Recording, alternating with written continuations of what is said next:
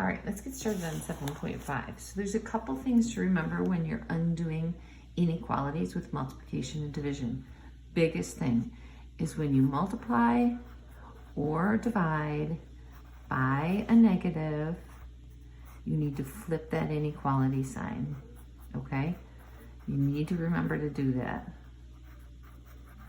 And that's often forgotten. So this one's easy because you're dividing by a positive, so you're not going to flip anything. This is multiplicative inverse. X is every value greater than 2. Come over here and graph it. You have 2, you have a number bigger, you have a number smaller.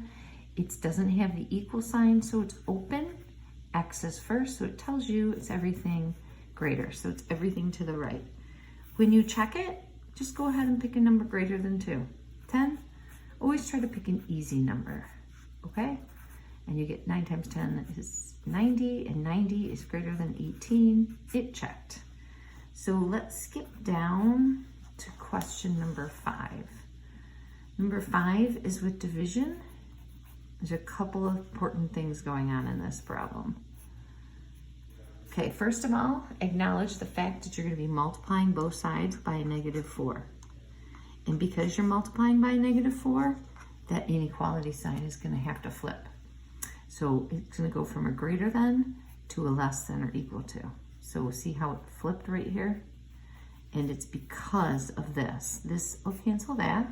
Multiplicative inverse. I'm left with G is everything greater than or equal to -96. So you come down here, make your graph. You have -96, -95, -97. It's included, so you're going to color it in. G's in the opposite side, so even though it's pointing to the left, because it's in the opposite, it's everything greater. So it's actually going to go to the right, like that. So now pick a value that is greater than -96. 0 is always good. So plug it in to the original unflipped one, okay? So you have 0 divided by a -4. Remember, you can have 0 in the numerator, you just can't put it in the denominator.